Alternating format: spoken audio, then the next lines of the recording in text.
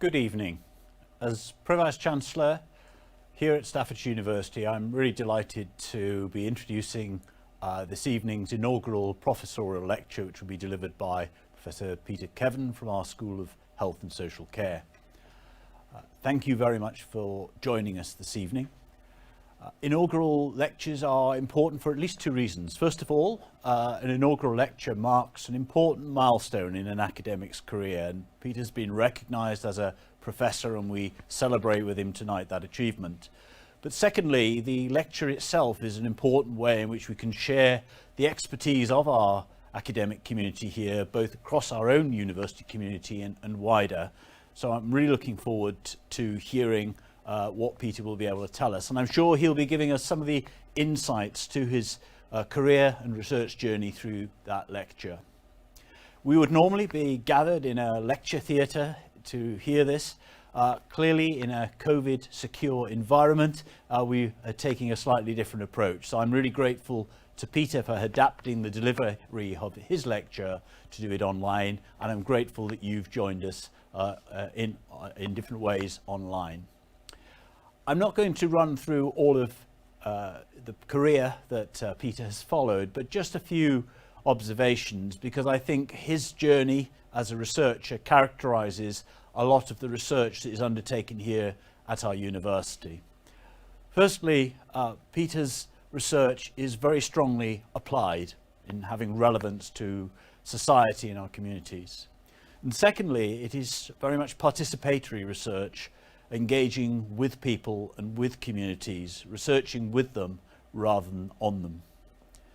And so sharing his journey, sharing this research is an important part of what we do here at Staffordshire University. As a connected university, we're engaging both through teaching, through research, but also through sharing, through events like this, the work that we're undertaking.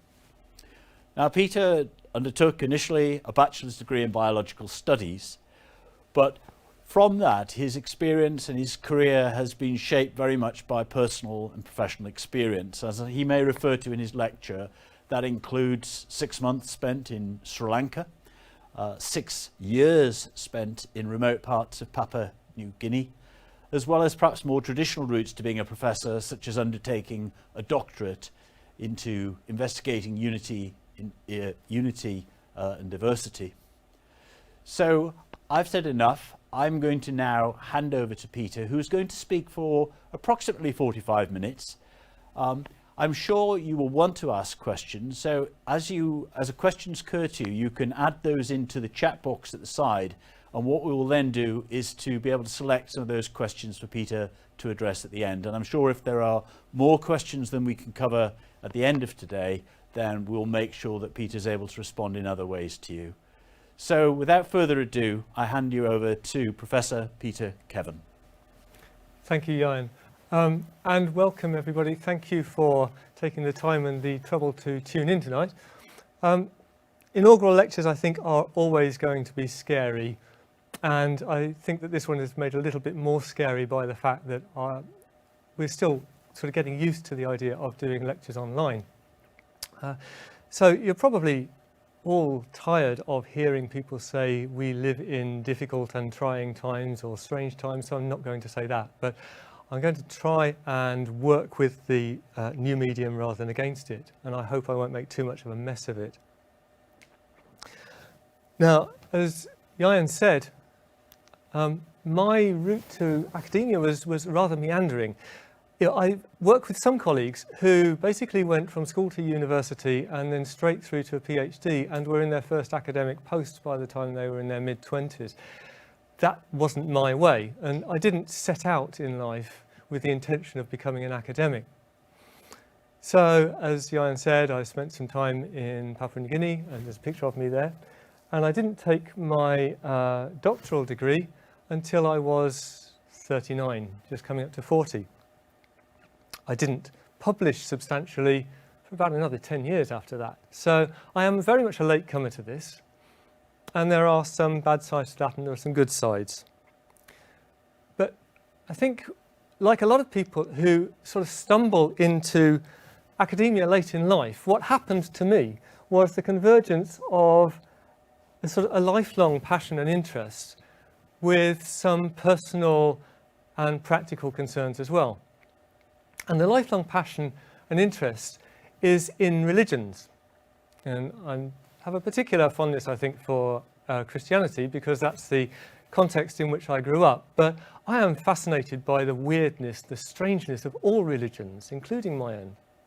I am bemused by the way religions can create enormous passions in people, the way they can get people to do really strange things and extreme things to themselves and sadly to other people as well. The way they can be a huge force for violence and evil or for goodness and creativity in the world. So all of that has been a deep-seated concern of mine. And then the personal thing that came together with that and started me on my own academic journey was my mother's dementia. So I intentionally put a picture of her here to mark the fact that she's the person who set me on this journey. And my mother was, actually looking back on it, she was probably my first and greatest intellectual mentor anyway. And she was a highly intelligent woman who started to experience the symptoms of what we later had diagnosed as dementia in the late 1990s.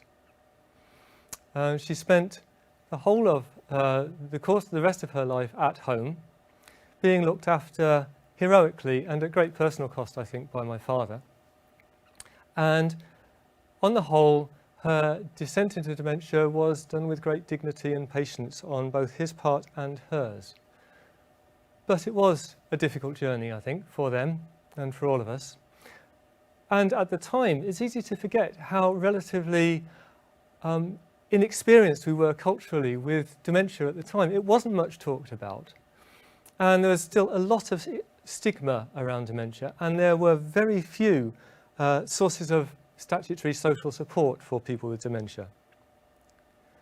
So what actually kept my father and my mother going was not the statutory support, but the local religious community, the church congregation that they were part of, who, despite, I guess, not knowing any more about dementia than the rest of us, wrapped them round with care over a number of years.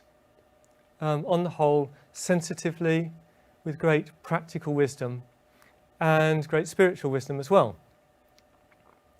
And I was struck then, and I'm struck now, by the maturity with which they dealt with the situation. Because, as I said, there was a lot we didn't know about dementia at the time, and they dealt with it in a way that, in retrospect, was more sensitive than I would have expected. So that raised the question for me later about what was it about religious communities, or this particular religious community, that made them able to flex, to adapt to the presence of dementia in their midst, when we were hearing so much about stigma and exclusion for people with dementia and their carers. And that started me thinking, what was the connection between religion and some of the issues that were raised by dementia? Now, the background to this is the work of a guy called Stephen Post, who refers to us as being trapped in a hypercognitive culture.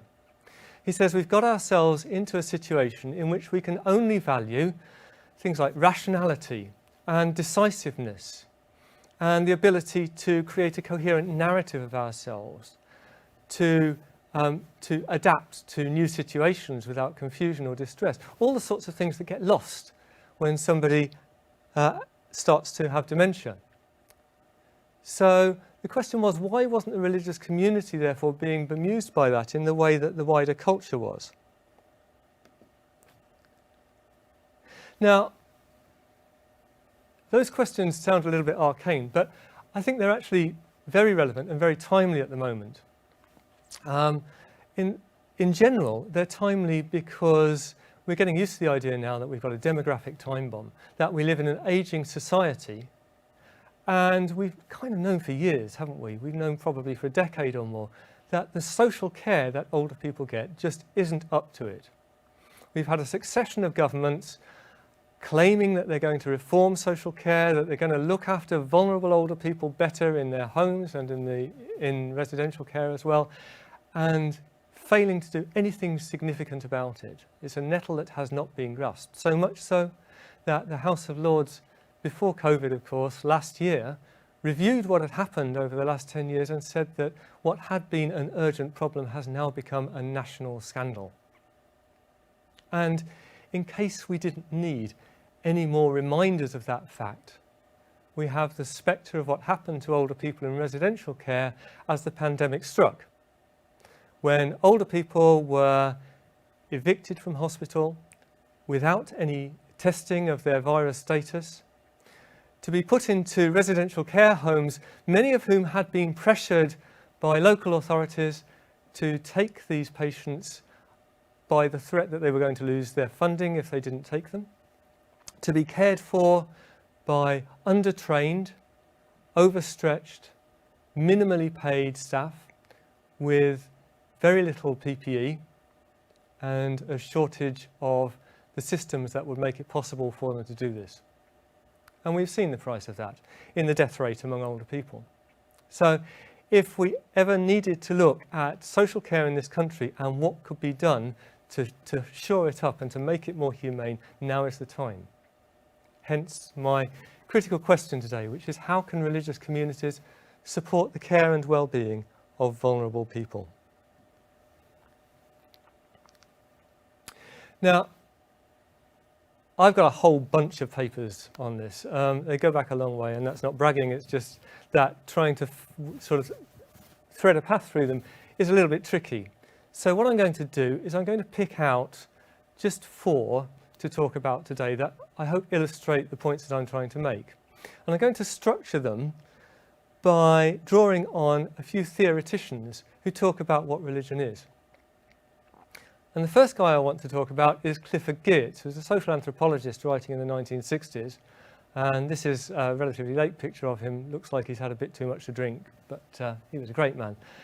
And when he was asked about what religion is, this is the way he defined it. He said that what religion is a system of symbols.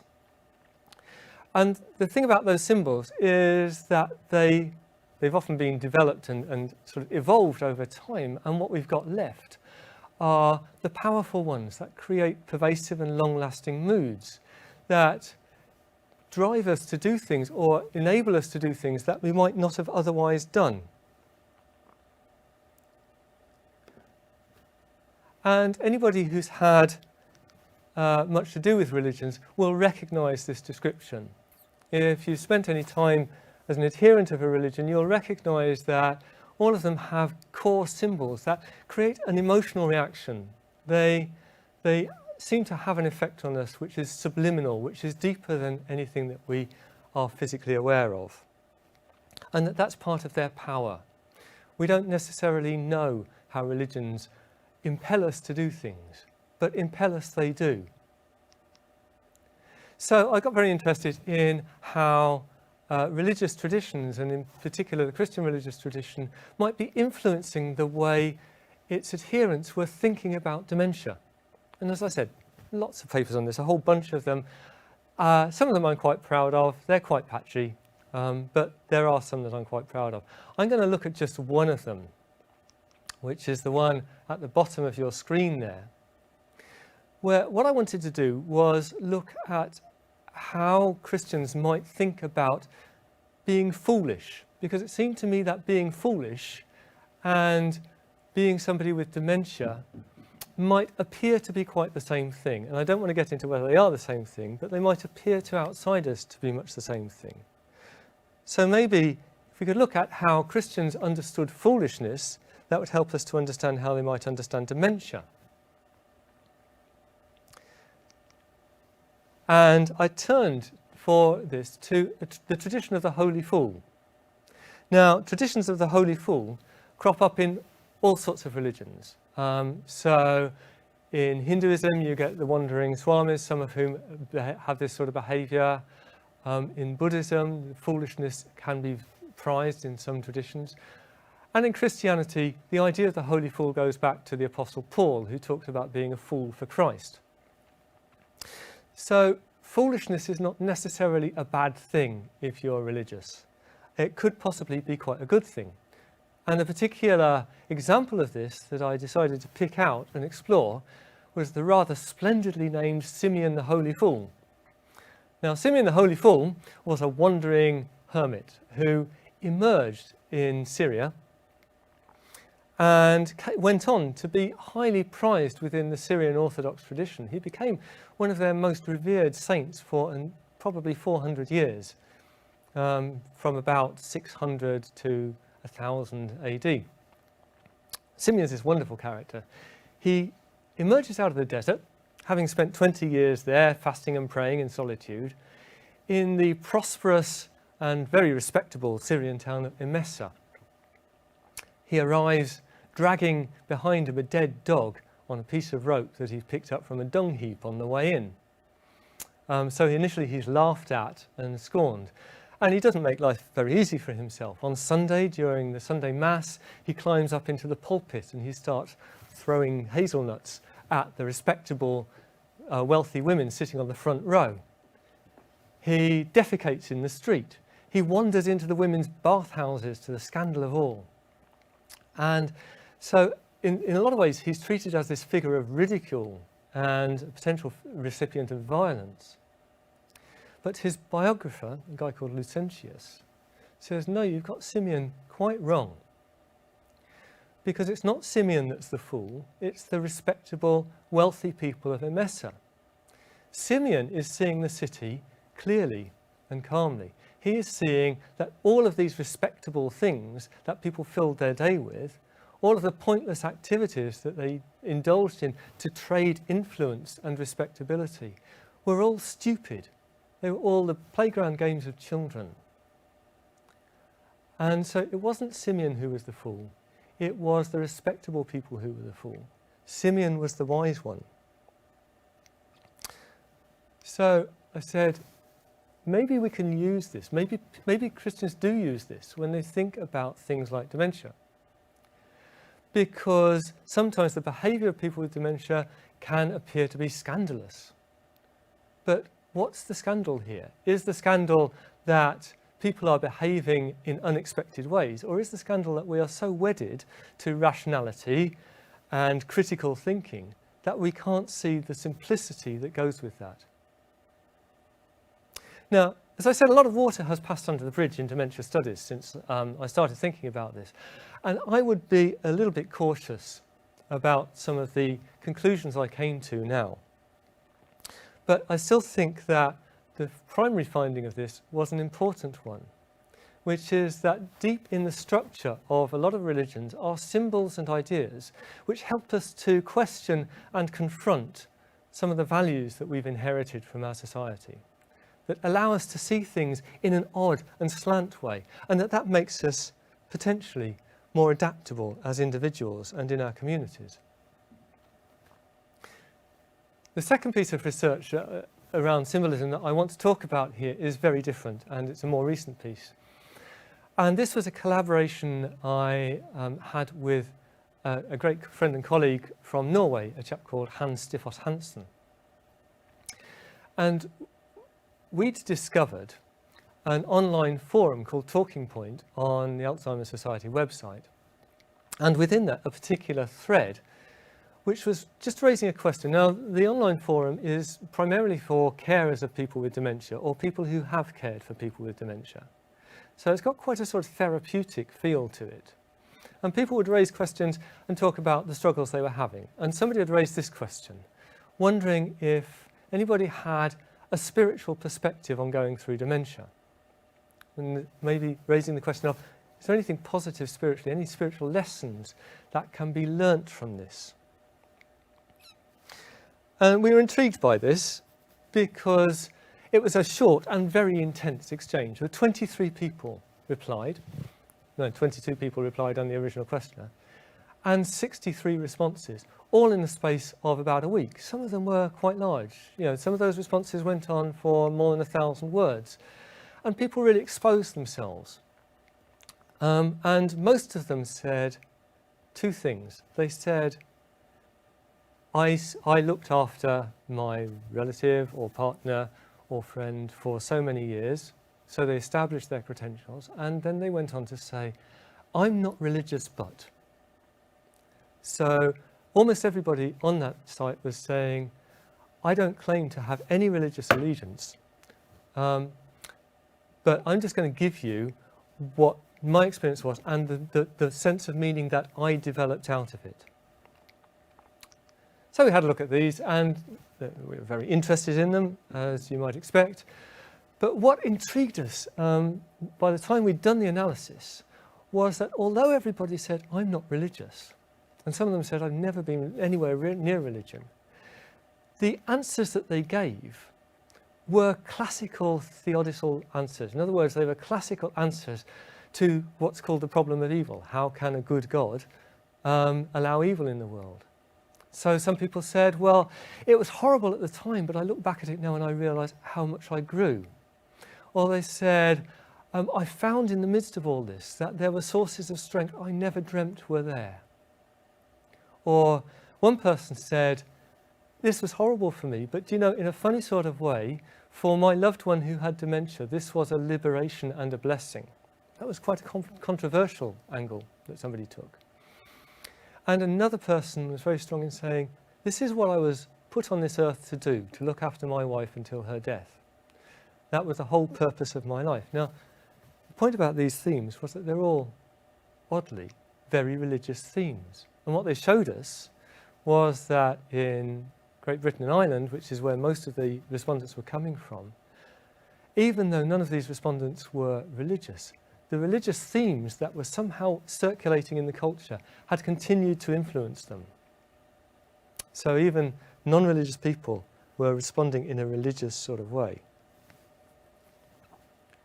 The second great I want to turn to is going back to the end of the 19th century, and anybody who's had anything to do with sociology will recognise the name Emile Durkheim.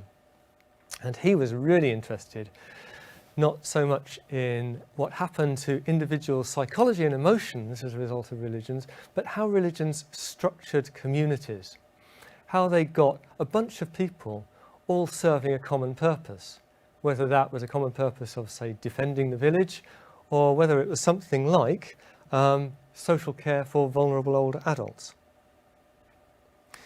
And my first example of this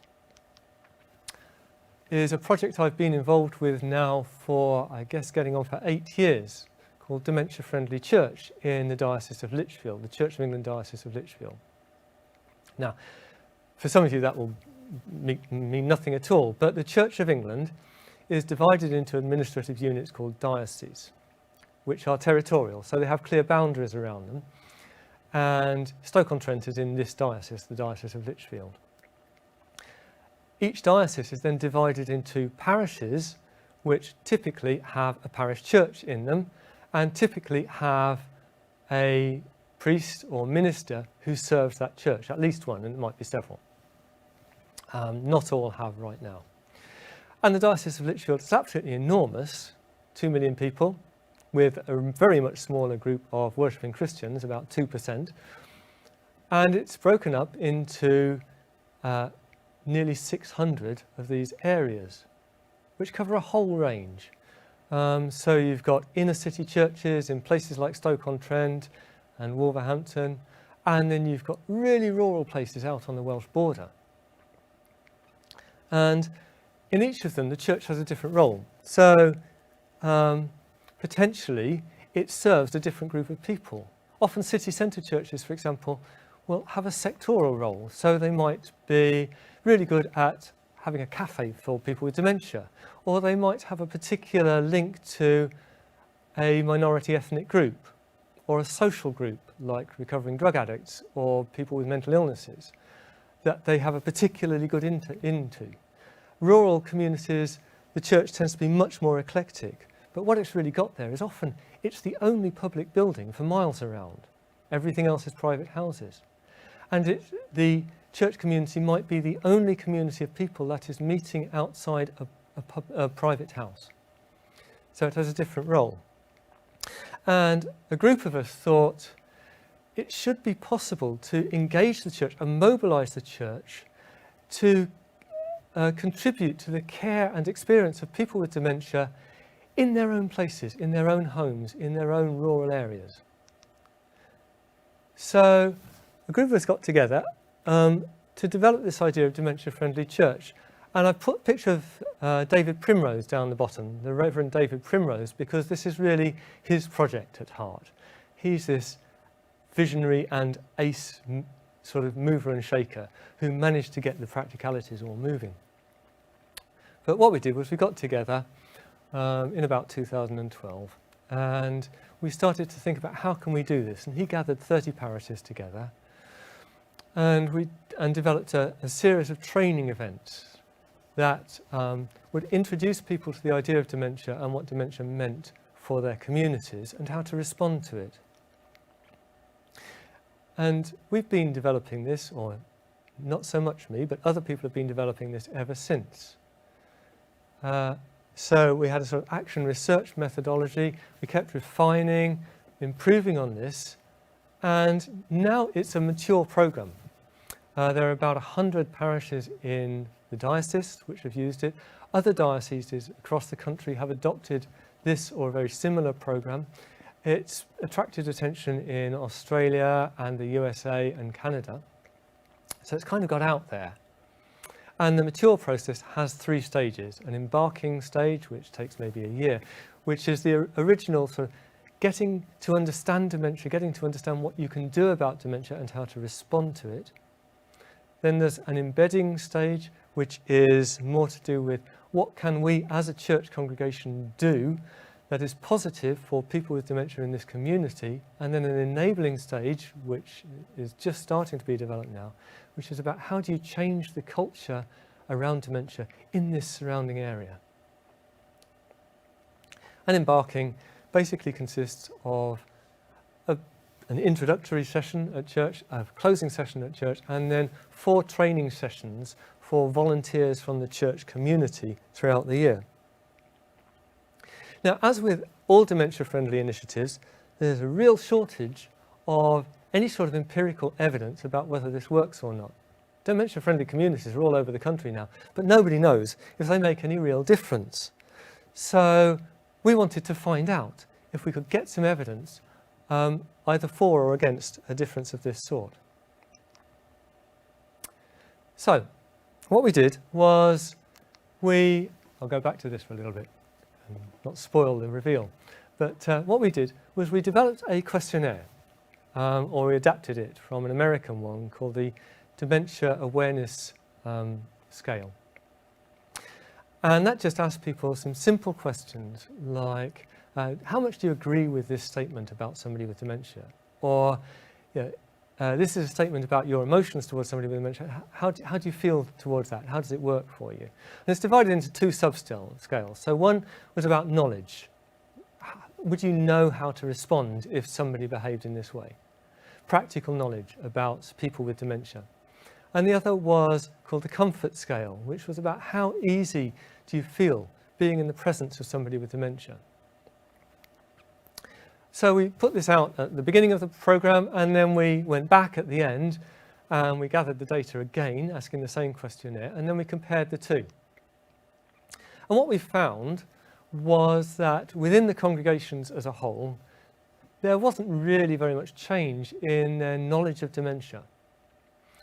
And we think that this was a ceiling effect. We think that it was basically because the knowledge of dementia was already pretty high.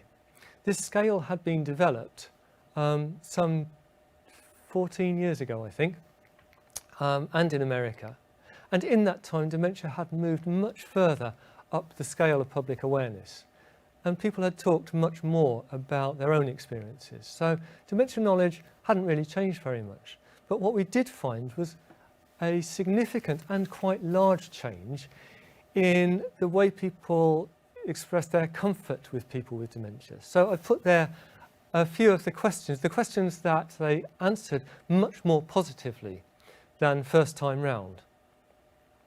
So it seemed reasonable to conclude that a person with dementia entering that church for the first time would find that after 1 year they were much more likely to be surrounded by people who were relaxed with them and looking forward to their company and confident about how to behave towards them without embarrassment and without frustration. Now, that was a great return for us. That was a great result to have, because it really did suggest to us that the project wasn't a waste of time. So we concluded this, that small-scale interventions with small resources can actually make a big change along the way. That religious communities have the capacity to mobilise all their resources, if necessary, in response to a need, and that with the proper encouragement, they could become hospitable places for vulnerable people. The third bit of research I want to talk about, I'm going to turn to a recent theory by Naomi Goldenberg, and you probably haven't heard about this one. I've only recently come across it myself, but I've been rather startled by it, because she defines religions differently again, and she says the thing about all of the world religions that we know, and actually most of the others, is that they have all had a crack at some point, usually early on in their development. They've all had a crack at running societies. Well, they've tried to. Islam, as it expanded, developed the caliphate very quickly. Christianity adopted the apparatus of the Roman Empire and ran with that for an awful long time. Buddhism, in a place like Sri Lanka, which Jan mentioned, has also run as a sort of religious society for quite a number of centuries. So that tendency of religions to want to run things or to be able to run things isn't something epiphenomenal. It's written into their DNA. And they have experience of that, and they have the organisational structures, funnily enough, that could make it work. Now, it doesn't always work. For example, the Irish Catholic Church's attempt to run a theocracy in the 20th century in Ireland was not a good experience for a lot of people. IS recently attempted to restore the caliphate, and we know how that landed up. So it's not always a good experience, but religions do have that tendency and capacity to be able to run quasi-governmental organisations.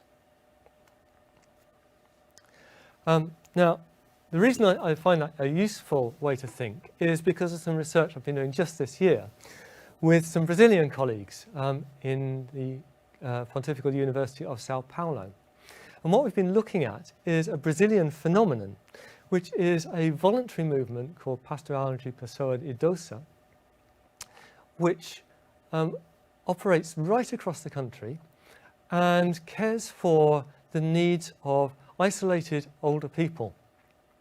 And apart from being very successful, the two other things that are of interest to me are that although it's an NGO, it works with the organisational structure and nominally under the auspices of the Catholic Church of Brazil. And the second thing that's interesting about it to me is that it's absolutely enormous. These are the best guesses we've got at the moment, about 25,000 volunteers looking after about 180,000 vulnerable older people, which, to put it in perspective, is getting on for 3% of the over 75s in Brazil. So I collaborated with these Brazilian colleagues, and we wanted to find out three things. We wanted to find out what the needs of volunteers were. We wanted to find out what was driving the volunteers, and therefore how important the role of the Catholic Church was in that. And we wanted to find out how they had responded to the COVID-19 pandemic in Brazil, because as you probably know, Brazil has had it worse than virtually everywhere else apart from perhaps India and the USA. So we sent out this, sorry, I'll go back again on this, I think. Yeah. So we sent out this questionnaire, and in the space of 1 week, we'd cascaded it down through the various levels of organisation within the PPI.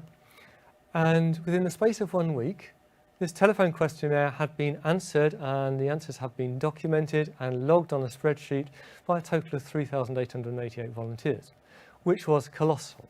I thought if we get 500 responses in 4 to 6 weeks, we'll be doing well. So 3,888 volunteers, it was a great big data set, and we're still analysing it. But here are some of our early findings. We found that the PPI was no longer growing at the way it had, and the reason for that was because it had lost state support. So I think with the change of government, with Bolsonaro coming in, the very small amount of money that was being given to the PPI for training was cut off. It was very little. It was less than, I think it was about 30 American cents, the equivalent of per person volunteering or being cared for. So it was a very small amount of money, but it had been cut off.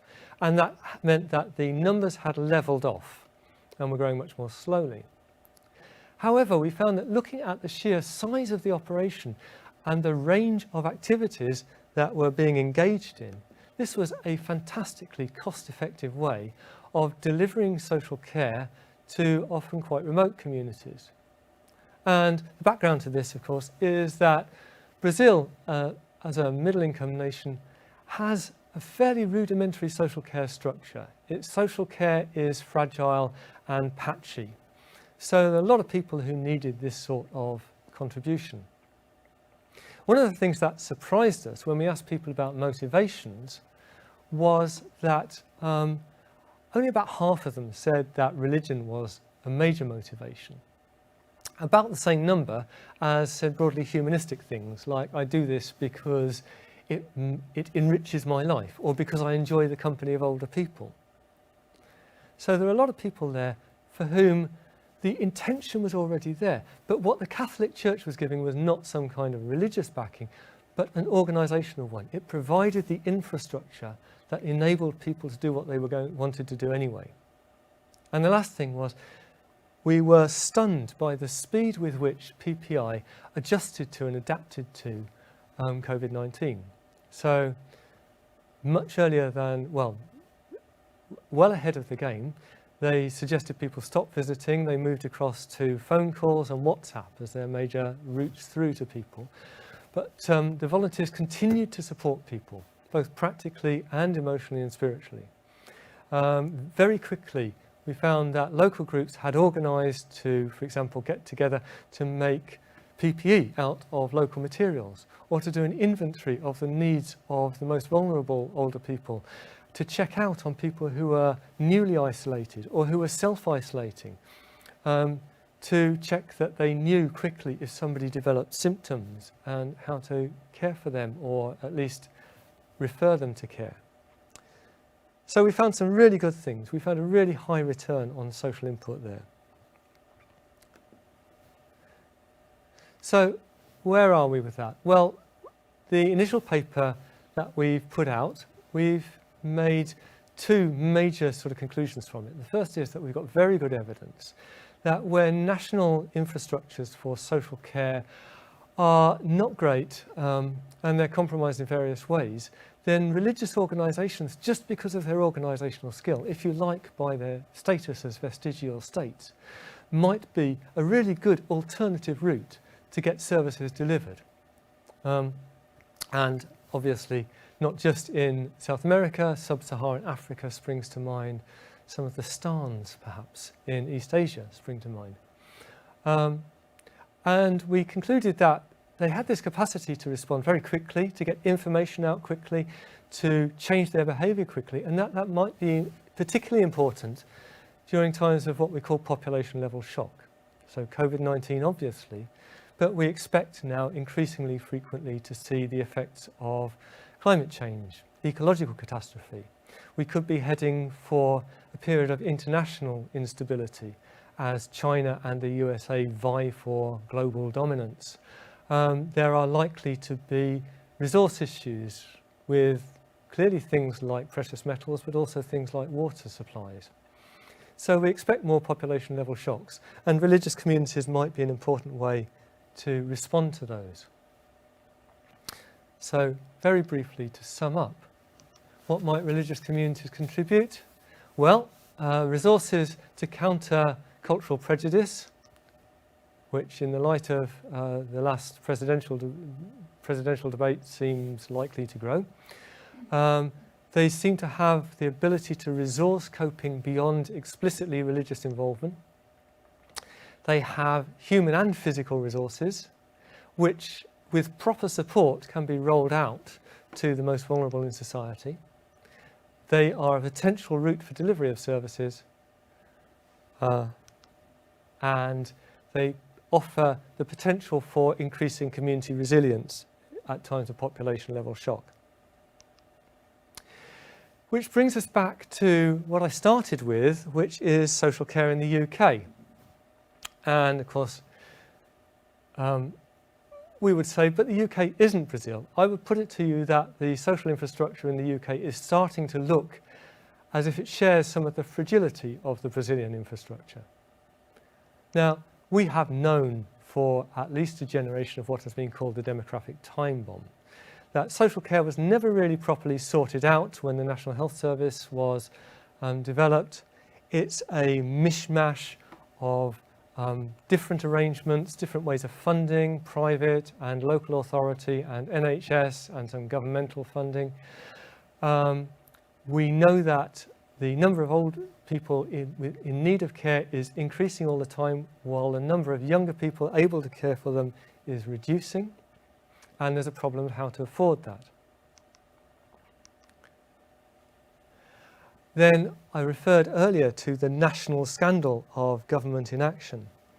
I think over the last 10 years there have been 12 initiatives or green papers or reports on how to reform social care, and nothing has yet happened. We have been expecting a green paper from this government for 3 years, I believe, and every time it comes up, it's kicked down the road. Now, just today, of course, or yesterday, the question of social care has come up again. We've seen a lot of promises, but there's no sign that anything is going to improve yet. There's certainly no plan out there right now. And then we have the crisis caused by the pandemic itself, which, as I've mentioned, really exposed some of the flaws in the system and just how fragile it is to rely upon this mishmash of free market providers and private people, individuals' private savings to fill the enormous gaps in the system. So in the light of all that, I think the question arises once again, could religious communities help? And again, I think we're looking at a history of missed opportunities here. In this country, there's a great neuralgia among policymakers for involving the enormous resources of the existing religious communities in trying to address social care issues. On the one hand, policymakers just tend to be drawn from a demographic who don't know anything about religion. So it's sad but true that white, highly educated, middle-class people drifted away from religious involvement more quickly than any other demographic. And they tend to make up the policymakers in this country. So they don't know what they're looking at. They don't know how to deal with the complexity of religions.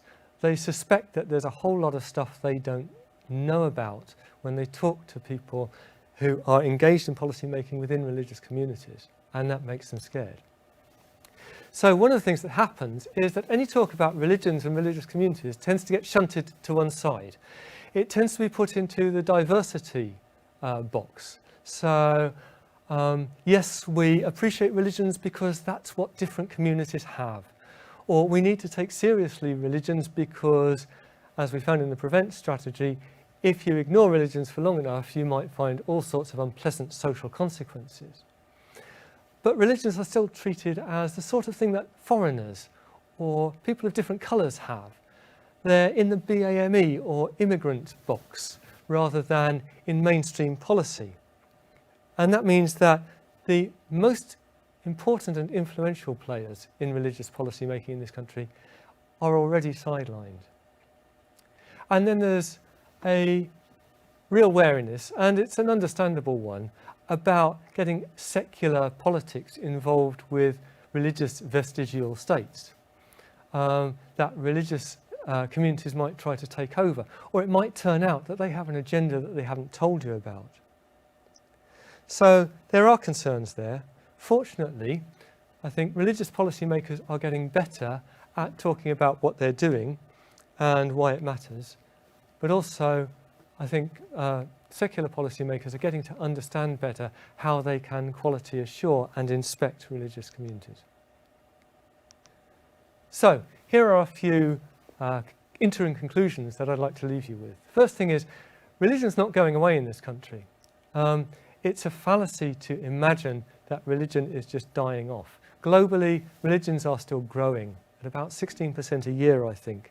And as we become increasingly dependent on young immigrants from, say, West Africa and South Asia, the proportion of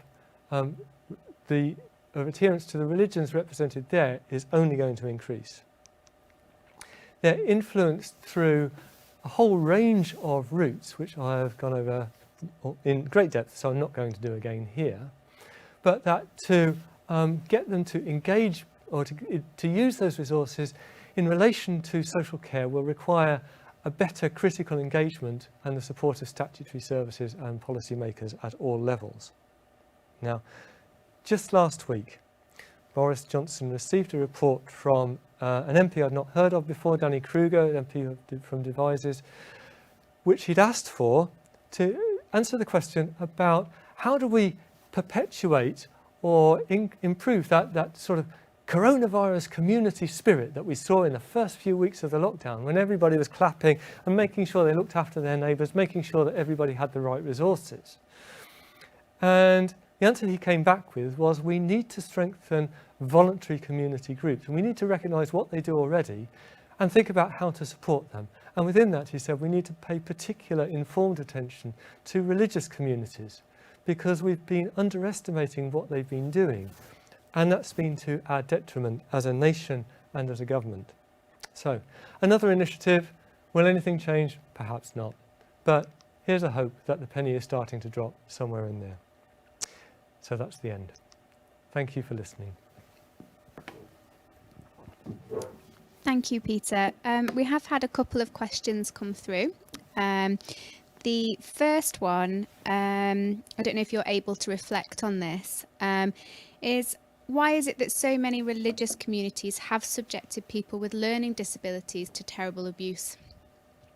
Is that something you can reflect on at all? That is very interesting, isn't it? Yeah. I think throughout the whole of my lecture, I should have put in a lot more caveats because I did refer to some of the horrible things that religious communities have done. But I think virtually everything I said, I should have said, but there is another side. And time for bad, and that wasn't the focus of my research. You are quite right about that. I don't think there's a simple answer to that. I think there are a few more complicated answers. There is an answer that one of the strengths and weaknesses of religious communities is that they're highly normative. In other words, they tend to develop very strong codes for how people should behave and what counts as a member of the in-group and what doesn't. As I said, that's actually a strength in a lot of ways because it means that they're very capable of collective action, and this is what Durkheim picked up on. But it also means that it doesn't take very much to tip a religious community into an excluding and potentially abusive relationship to people who don't fit with that. And I don't think there's a simple answer to that. I'm certainly not saying religion is a good thing to court. What I would say perhaps from a policy-making point of view is that we've got a much better chance of harvesting the good from religious communities and excluding or controlling the bad consequences of religious communities if culturally and socially we engage with them as a whole community. If we get our policymakers and our quality assurance and all of that sort of stuff right there, right down to contracting of services in an informed and sensitive way. Because there will always be people who will potentially abuse the system. And we want to avoid that as far as possible. So the greatest abuses by religious communities, and I'm thinking, for example, of some of the abuses in Ireland after the Second World War, but also the abuse of mentally disabled people in the Canadian care system, a lot of which was again being run by religious communities at the time. A lot of those abuses were happening because people didn't engage with the religious communities, they just trusted them to go away and do some stuff. And that's never going to work out well. Religious communities are no better than anybody else at policing themselves. Thank you. Next question. Do you think religious communities are markedly different from other communities? For example, the community of the university or the community of a sports club, for example, managers of, Stoke City or Port Vale? I'm quite interested in analogues in things like sports clubs. University is an interesting one because, of course, now you pay to go to university. So within my relatively limited experience, we've moved from a sense of this is something we're all in together to a sense of there are purchasers and providers in this. I think that's changed what a university is quite drastically. I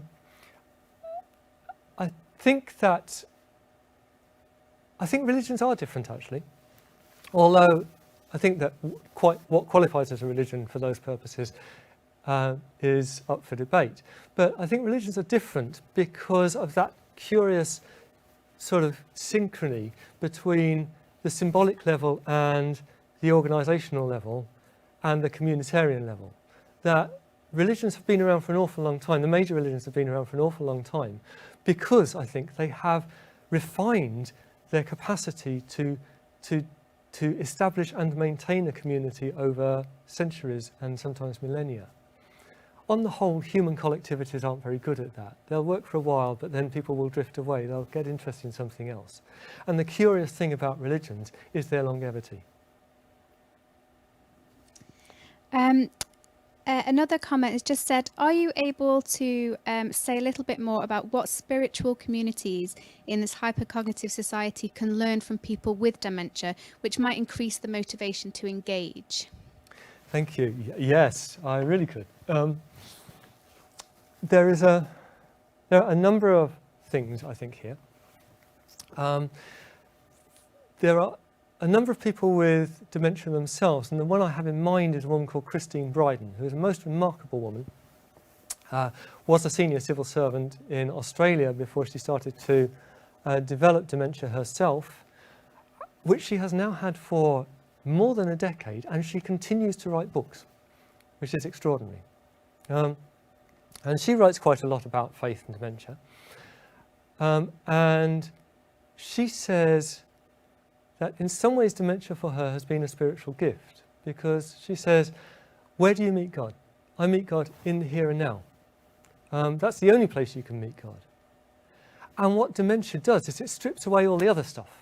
So it's harder for me to think about what's going on in the past or what's going on in the future or even what's going on in the next room. It puts me right here in the here and now, and that's the place where I meet God. So it strips away all the superfluous stuff, which perhaps brings us back a little bit to Symeon the Holy Fool, and it leaves me with just what's really important in life.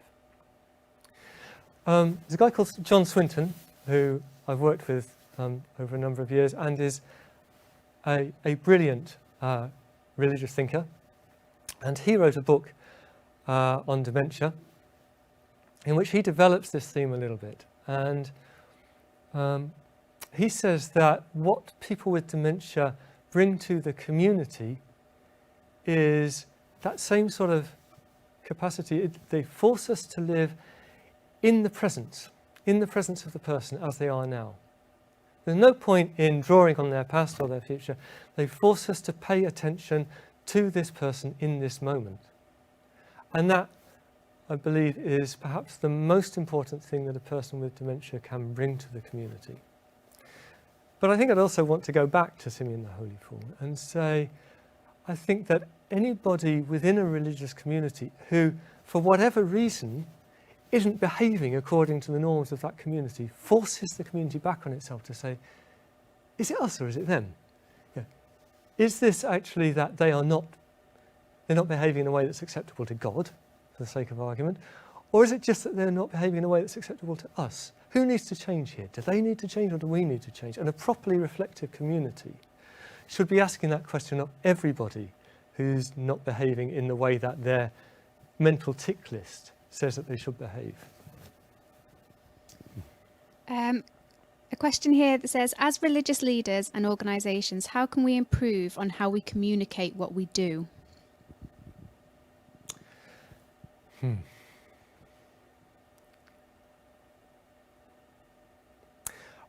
I don't think I can answer that in the general. In that I don't think I can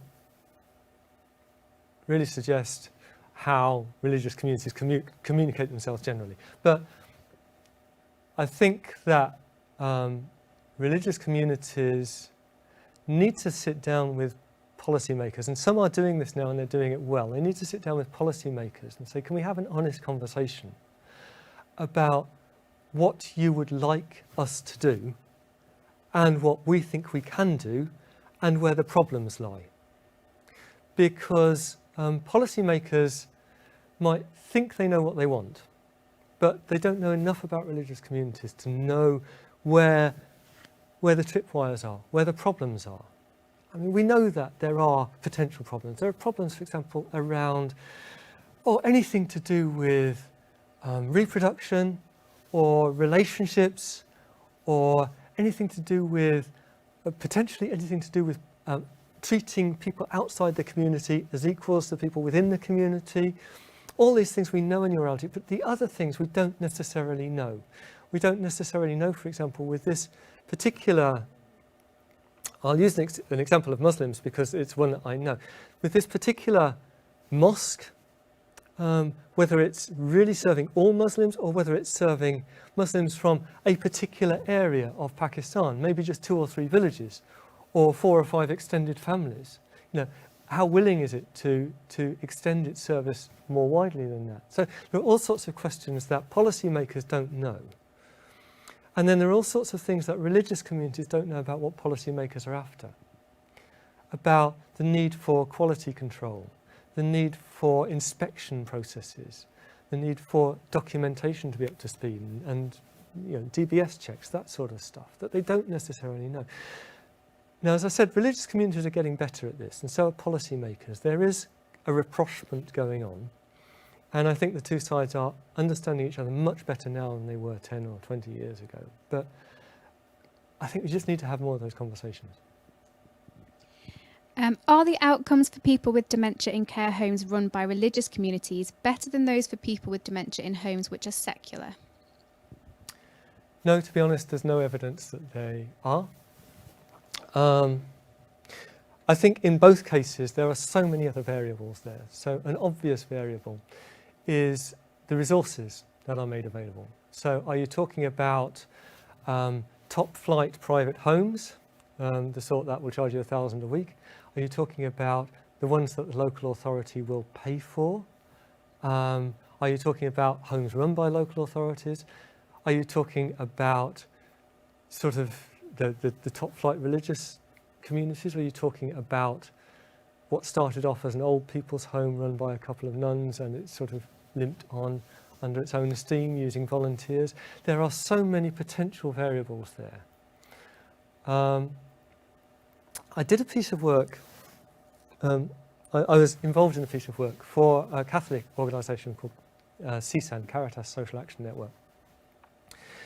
And my half of the work was looking at the question of whether there was an emergent theology of old age within the Catholic Church that could be used to inform the Catholic Church's response to the social care crisis in this country.